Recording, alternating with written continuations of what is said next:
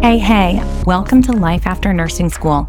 I'm your host, Caroline Dana, aka Nurse Coach Caroline, and I'm here to help you, the new nurse, thrive in your career. As a former nurse recruiter, nurse manager, and now your personal new nurse career coach, I'm obsessed with making sure you don't just survive your first couple of years at the bedside. I want you to absolutely rock them. From the challenges to the triumphs, I'll be right here with you, giving you the real-world advice and support that you need to shine. Whether you're in nursing school getting ready for life after, or you're already out there in nurse life feeling overwhelmed or even questioning your confidence, I've got your back. I'll be sharing tips, tricks, resources, and strategies that are just for you. We'll dive into everything from landing that dream nursing job to slaying imposter syndrome, and most importantly, how to keep that spark alive and stay the vibrant and amazing nurse that you are.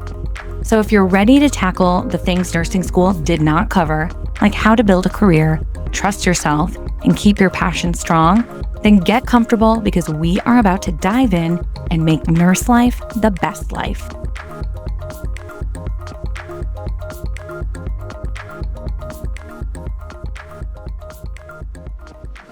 If you follow me on social media, you may have noticed that I've partnered a few times with a brand called StinkBalm.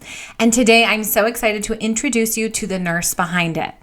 StinkBalm is an odor-blocking stick that looks like chapstick, but you apply it just under your nose to help block the unpleasant smells we encounter so often in healthcare. I first discovered StinkBalm about a year ago and instantly fell in love with it. My favorite scent is coffee, of course, and I literally keep it clipped to my badge reel so it's always within reach and accessible. Honestly, I wish I had known about this product years ago, especially in those early days when you're first exposed to all the realities of patient care and still building your tolerance. And I definitely could have used this during pregnancy too, when every smell suddenly feels amplified. But what made this product even more interesting to me was learning that StinkBalm was created by an ER nurse. Because honestly, that just makes sense. Nurses are some of the most creative problem solvers out there. We're constantly adapting, figuring things out on the fly, and coming up with solutions when something doesn't exist yet. Today's guest, Jennifer, the founder of StinkBalm, did exactly that. What started out as her own attempt to deal with strong odors while working in healthcare eventually turned into a product used by healthcare professionals across the country. In this episode, Jennifer shares her story from bedside nursing to entrepreneurship, how she created StinkBalm, and what she's learned along the way about building a business, networking, and trusting your ideas. Jennifer, I'm so excited to have you here. Welcome to the show, Jennifer. I'm so excited to have you here. You are actually my first guest who has created a product-based business designed specifically for nurses, which is honestly so cool. Oh, thank you so much. Thank you for having me. I'm thrilled to be here. So, Jennifer, can we just start by maybe sharing your life after nursing school, what your nursing career looked like, and how you eventually found yourself on a completely different path of entrepreneurship? So, after nursing school, I landed my first job at a dermatology office. At the time, it was really difficult to get into a hospital. And I worked with a surgeon and I worked with, just in the office. And they used to do things like cut open cysts and, there was a lot of smells. That was my first experience with really like, wow, there's things we got to deal with here. I loved it, but I really was looking to work in the hospital. And after that, I had a nursing job that was quite a distance from my house. And I used to work nights on a med surge floor and have, you know, come into like 12 patients and who were there like for a long time. And it was difficult, but that was good. That was trial by fire. And eventually I was able to find a job closer to home on Long Island and in the ER, which is really where I wanted to work.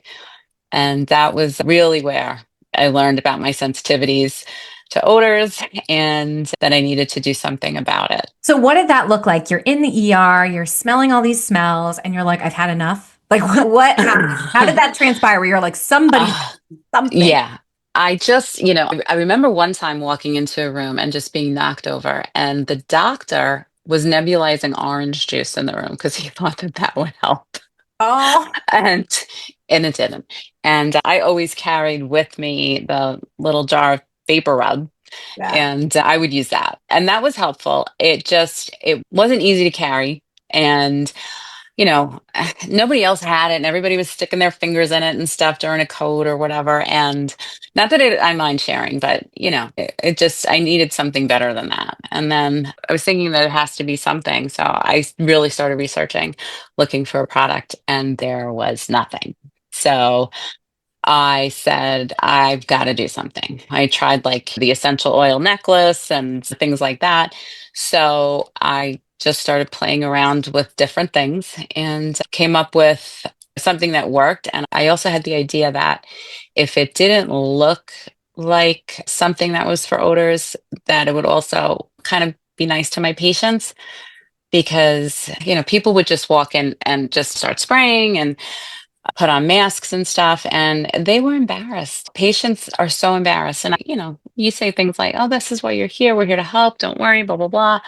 But the reality is, you never want them to feel less than. So I got the idea that if I made it look like a chapstick or a lip balm, that would be something good, And also, when you put it on, you kind of just, they don't know if you're hitting your lip, your mouth, whatever. So started just concocting different things, got something that turned solid, worked well, twisted up, and I'd hand out extra ones.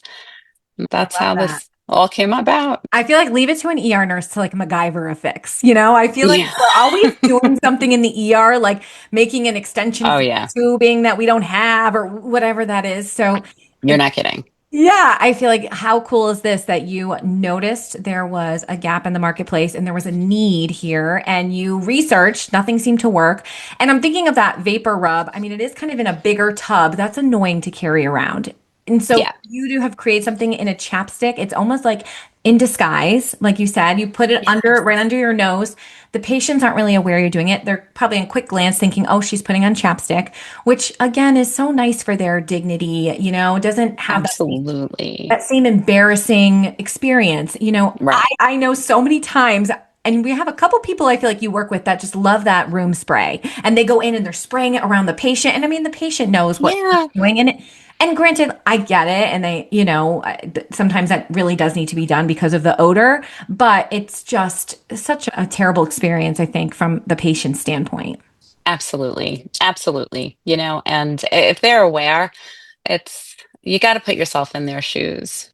Definitely, definitely. So, was it challenging for you emotionally or mentally to kind of pivot from nursing to entrepreneurship? Like you were in this, you were making these chapstick odor blocking samples, you're handing them to your friends, you're in nursing. Are you like, oh yeah, I'm a nurse and I'm an entrepreneur now? Or did it like slowly, naturally happen? More of the second. It kind of just slowly evolved, Several people had said to me, friends and family included, you should sell these. This is great because, especially since the reason why I did it was because I couldn't find anything. I didn't have the intention of it becoming what it is. I'm glad it has. I just kind of slowly, if it made money, I would put the money back in. And it just grew without me really knowing anything about selling online or business or anything. I think that's honestly the best part about being a nurse is that we have usually a very steady, stable income. Many Yeah, times we have the option to work part-time or 312s, which allows the other days to be free for other things. And if we have something that almost sounds like it started like an experiment for you, like, hey, let's just see. And if it makes money, absolutely. I'll put it back into it. And if it doesn't work out, it's not a big deal. It's not like you lost a ton of money and it was a big Right. investment. It's more of Right. like, let's just see where this goes. And I think that's so awesome that our career, we're not necessarily working 5 days a week like most other jobs. We can Yeah, kind of use those other days to potentially pursue other passions or experiments, like in your case. So I think that's really awesome. Now, so you clearly didn't always know or think you were going to become an entrepreneur. Did you have anyone in your life, like a mom or a dad that had their own business? So you were like, oh yeah, this is a possibility? Or are you kind of like trailblazing on your own here? no, I did. My parents always had steady jobs and were believers in, you know, got to work and save for your future, whatever. But my mother always had the entrepreneurial spirit, always. And she had, despite working full time, she had her side hustles and she would come up with ideas like well before their time. And she had one day said she was working and she had her part time job after her business after work. And she was like, what would be a good idea if somebody would deliver meals to you? Because I don't feel like cooking dinner, but I want like a good meal. And this was like 25 years ago. And that's just one of the things. Like she would always just say things. And then years later, I'd be like, son of a gun, you know? Like, darn it, mom. Yeah, exactly. So she would have loved this. Sadly, she's passed away, but she would have loved this Yeah. whole idea. Yeah. I'm sure she's with you in spirit, cheering you on. But I love that you made note of that, though, and you were a witness to that. My daughter, she's similar. She's always coming up with these ideas, and she's all Hmm. excited because if you ask her what she wants to be when she grows up, it's either an author or an inventor. I'm like, oh, so Oh, yeah. wonderful. So the latest thing, she goes, Mom, what if we came up with this device that picks up dog poop after your dog poops someone else's yard? I go, honey, that already exists. That's the pooper scooper, you know? So like, Yeah. darn it. But she is coming up with all these ideas that I'm like, hey, look at you coming up with ideas that actually Yeah. have made millions of dollars. It's like, I want to encourage that for her because Oh, absolutely. you just never know where something could go, especially if you know. No. Yeah. And you know what? If you nurture that, she'll always look to like figure things out. And that's more important than half the stuff they learn in school, learning how to figure stuff out. So true. So at what point were you like, okay, I'm gonna like trust this thing that I made. I'm gonna try and like move forward with it. Was there like a specific moment? Yes, when I started selling it online and people started buying it, so I was like, all right, this sounds pretty good. And I made my own website, which was ridiculous, but people started, buying it. It was just like slowly evolved. And eventually I started selling on Amazon. And that really is what put this over the top. Amazon has been very good to us, a very good platform for us to sell on. I love that. How is it getting started on Amazon? Is that a hard process? Amazon has a section called handmade, and that is, I guess, kind of like an Etsy version of Amazon. It's on Amazon. You would never know as a customer, but as a seller, it's designed for, people, I guess, like me when they're starting. And so I started on there, and that was my foot in the door. And it's been great. Like I said, people complain about how Amazon has closed various stores and malls, but it's created a lot of small businesses. It's created a platform for us. And I've met a lot of people that, same boat I'm in. They sell on Amazon and they wouldn't be where they are without it. So Yeah. definitely, definitely we love Amazon. Yeah. And honestly, I do feel like there's probably not a better time to start a small business than today. If you're making a Absolutely. product, to have something like Amazon as an outlet, Mm, and Etsy, that's so amazing. And then even if getting started, being able to use AI or Chat GPT, like I can tell you oh, my yeah. business, I'm always saying with to Chat GPT, the business stuff like that I don't know, help me with this. Like, am I supposed to be, filing taxes? What forms am I supposed to be doing? And it's Mhm. amazing how much it has helped me. And I'm sure it has saved me so much time because I have it right there at my fingertips. So I feel like Absolutely. someone like me and you without a business degree that we're like, listen, we're nurses. We clearly have something that people need and want and can benefit from. But there's so much more that goes into a business than you really realize. Yeah. I got started thinking, oh, I'm going to help new grads. This is going to be easy. I know what I do. I'm good at it. This is going to be wonderful.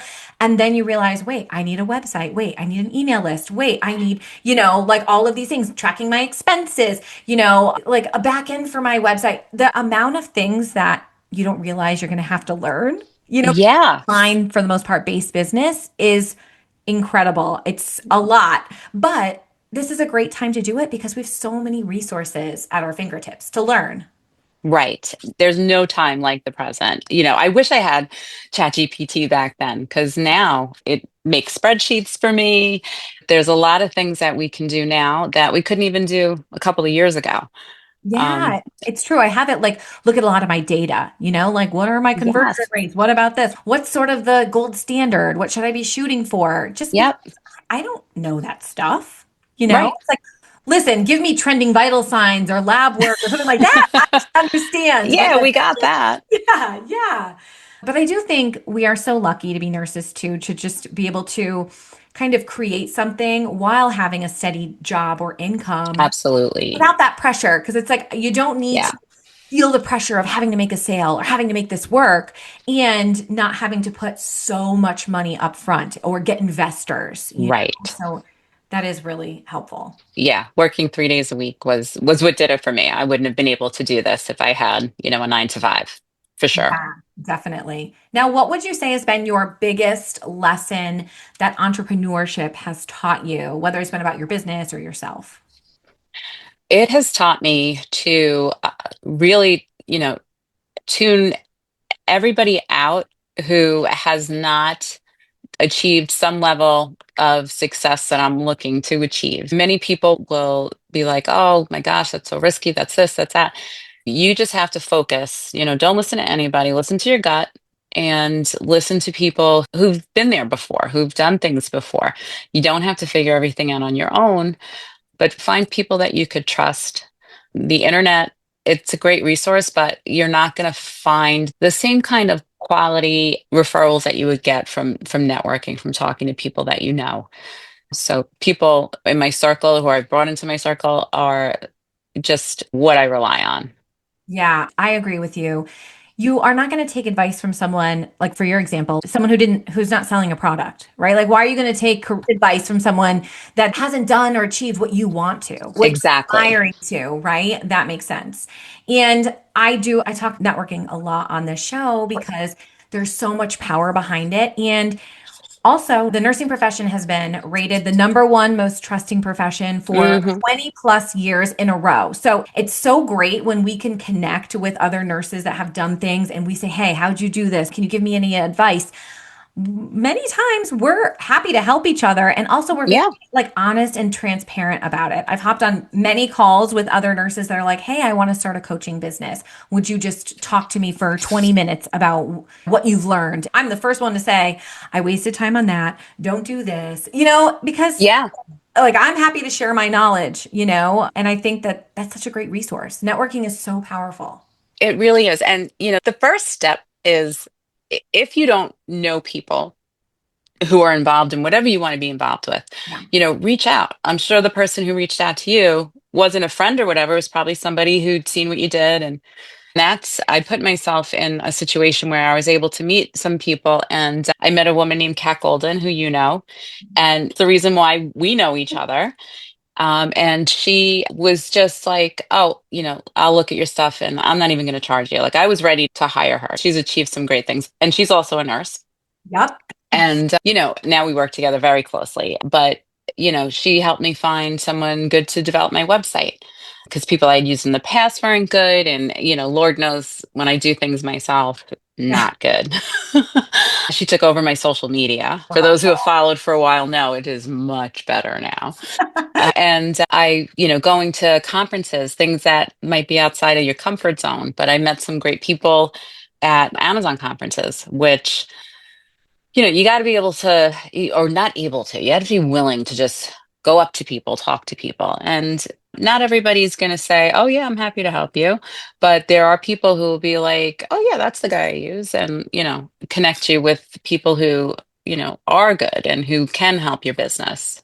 Yeah, you're right. It's funny because my experience with Kat Golden, last May, I was able to reserve a seat on a Peloton ride in New York City and she was hosting it for I believe nurse.com or actually maybe it was Striker.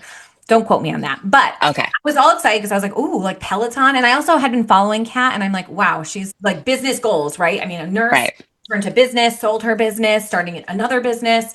So I was like, I really want to meet her. So I remember like I did it all by myself, which I know sounds kind of silly. Like I am in my mid 30s. Like I'm an adult, but I'm in Connecticut. I get on a train on my own. I navigate New York City on my own. And then like I get up to the Peloton like doors and I was so nervous. I got like such cold feet. I was like, oh my gosh. And people are going in like with pairs, like with friends and stuff. And I'm like, oh my gosh, Hmm. I'm going alone. And I was like, oh, like I can't say I went all the way to New York City and I like couldn't go in, right? So I go in and then I just am like, I'm doing this. I go up to Kat, I introduce myself. I'm like, oh my gosh, I follow you. I've been wanting to meet you. We chit chat, we connect. And then not too long after that, she reached out saying, hey, would you want to like partner with Stink Balm? And I've never heard of it, but oh my gosh, this sounds really cool. Send me some samples. And then fell in love with it. And I think I was like, dang, where was this when I was pregnant? I had three babies. That was when I really struggled the most with that like queasiness. Mm, You're queasy and then you add a really terrible smell on top. It was like just pushing me to my limits.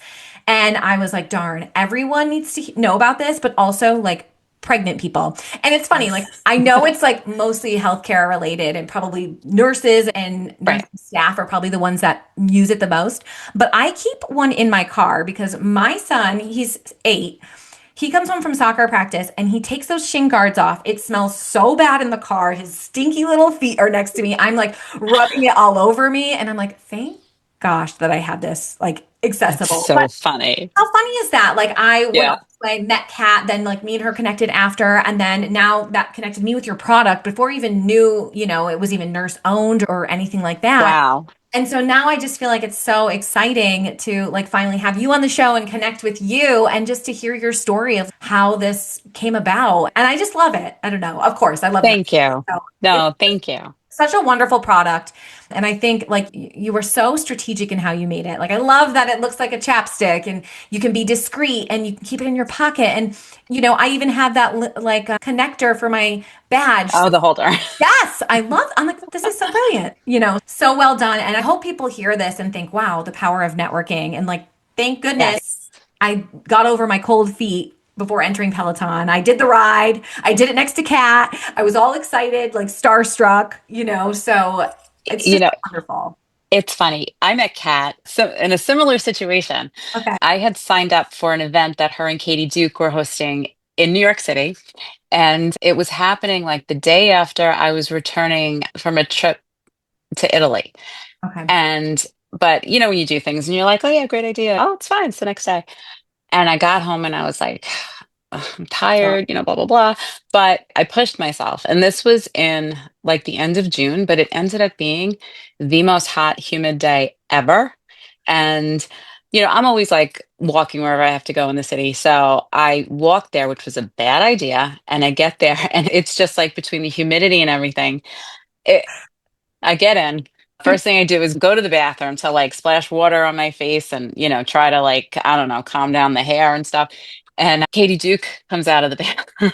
And I'm like, oh my God, Katie. And she had no idea who I was. And it was funny. So I was like, I'm Jennifer from Stink Bomb. And then she was like, "Ah." But, meeting the people that you see online that have been so successful in different ways, meeting them in person is incredible. But like you, I was so nervous to go by myself. I wished I had a friend to go with. And I met Kat Golden there. She was great. She was coming around and I called her over and I told her what I did. And she was very, very sweet, very honest. She was like, okay, the first thing you need to do is fix your website. She's like, I'm not even going to charge you any money. You need to, find someone to do this. And she actually referred me to someone who's been great, who I still deal with, who still updates my website and stuff. So you got to push yourself like we did, and it's Absolutely. not And comfortable, but do it anyway. I totally agree with that. And even hearing that she referred you someone for your website and you're still using them, word of mouth is so huge because you can go online, you can Yes. go on Fiverr, you can find someone to do your website, Oh, but yeah. you don't really know, are they going to do a good job? And also, like, are they charging me like what is the going rate? Or like, am I getting like Yeah. pulled over me or what? So I do feel like that goes a long way. And again, back to nurses being like such a trusting source, like we're willing to pull back the curtain a lot of times and share the people we use or share the things Yes. we're doing. So that really does go far. We're gonna have to tell Kat that she needs to listen to this episode because it's about her. I'm gonna title it Yeah. Kat Golden. Right, right. The Definitely. deep Definitely dive. tag her in this. No, I she's will. she's great. Love her. Yeah, she really is great. But I think finding someone like that that even is almost like a mentor. I mean, she kind of, I feel like that for me, even though I hadn't closely worked with her, until recently. So it's really great to find a little network of people that are as excited about business stuff as you are. Just kind of keep Yeah. the momentum going.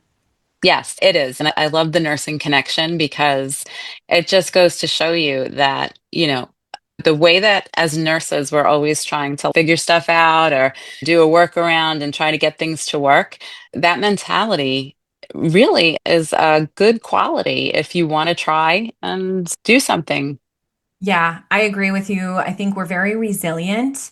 We know how to like MacGyver Hmm. things. And also, I mean, there's never going to be something as stressful as like dealing with someone who's like trying to die on you, right? So when you like try Yeah, to go to business, you're like, oh, hi. So it's a crappy website. Like it's not the end of the world, you know? exactly. Exactly. Yeah.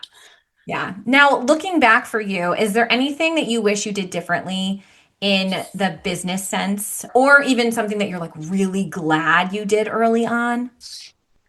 I'm definitely sorry that I didn't pursue Amazon seriously in the beginning. I just looked at it like another outlet. I didn't realize that it could really help my business grow. So I wish I had early on started to get that momentum going. But, you just have to know that you have to keep going and finish things, even if they're not perfect. You just have to like get that website up. And if you're not happy with it, eventually you'll find someone to help you. Your ideas don't have to be completely thought out, but just to start. And I just think that for me, bootstrapping it and not investing anything more than what I originally laid out to start this for myself helped a lot. You Yeah. know, it was less scary. So I think Yeah. that was a good, I'm glad I did that. Yeah, less pressure when you're just kind of putting the money right back into it that you made. It doesn't feel as drastic as, finding investors to give you thousands of dollars or even like just maxing out all your credit cards or whatever. So I Yeah, agree with you. I think that's why we are so lucky to be nurses and potentially have that stable income alongside while growing something else to see where it goes.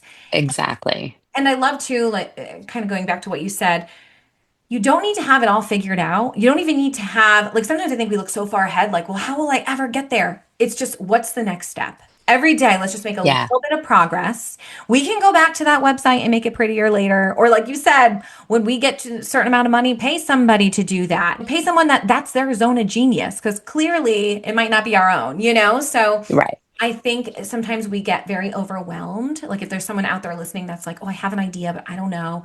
Don't get too far ahead. And I also feel like a lot of times things evolve as you go. So you might think this far ahead, this is what's going to look like. But then as you go down your entrepreneurial journey, you realize, oh, I'm actually like, my path is a little bit different than what I thought. And now Oh, I'm yeah, in this other direction. And wow.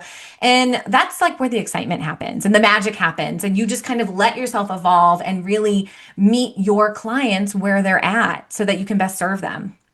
absolutely. Absolutely. And, you might be pleasantly surprised. I remember early on, I was always like reaching out to people and people wouldn't answer or whatever. I'd be like, Mhm. hey, do you want to promote this or whatever? And so the first time I got somebody with a big following to answer, and that I was willing to pay because people will do things for a big amount of money, but to find somebody good who do things at a reasonable amount. Yeah. And they posted something and I hadn't realized they posted, and my husband and I were sitting there watching TV and my phone alerts me when I get a sale, and we're sitting there and it's like ding ding ding ding ding, and we're like, oh my god. So like, I'm telling you this because you never know like who will say yes, who will be helpful to you.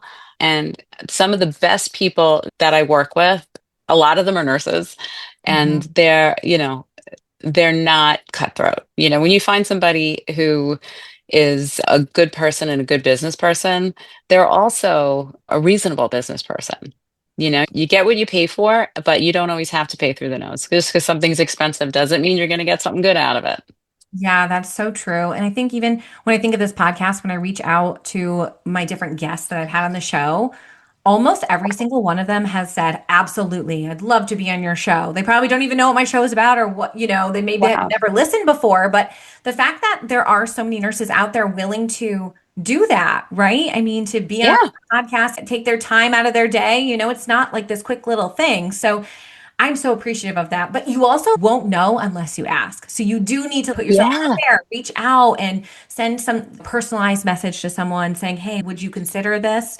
And you just never know, and you don't know No. what's going to move the needle, right? Or what's going to do that for your business. So just being open to that, I think, is really helpful. Yeah. And I have to say the other thing is, you know, when you do start, like for me, like every client to me is so important. Every customer is so important. And we treat everybody with the utmost care. And we just try to provide not only a product, but excellent service. And so, somebody who might order one stink bomb might work with, the director of this department in the hospital who sees you using it and orders it for everybody. And things like that have happened. And I've had people just, I don't know, just really ask a lot of me. And I've done it and that turned into like a huge order for a government agency. So you don't know where things will lead. So just, if you treat everybody right, regardless of how you might be frustrated inside, yeah, good things come. Good things come. I totally agree with you on that. Okay, so before we wrap up the conversation, Jen has been so gracious to share a discount code with you all today. I feel like that's a good thing to say after being kind and respectful to people and putting that good juju Uh, out there. So she is actually sharing a code, which is NCC20 for 20% off the nurses gift sets. And I will have a link in the show notes so you can do just that. I highly recommend the coffee scent. That one's my favorite. But, there are so many to choose from. So, Jen, where can listeners find you if they want to connect with you or just learn more about your business? well, on social media, we're at StinkBalm, one word, and it's BALM, not bomb. And our website is stinkbalm.odor-blocker.com. And, on Amazon, just search Stink Balm. You'll find us. Etsy. Yeah, Great. Now, if here's my final question for you.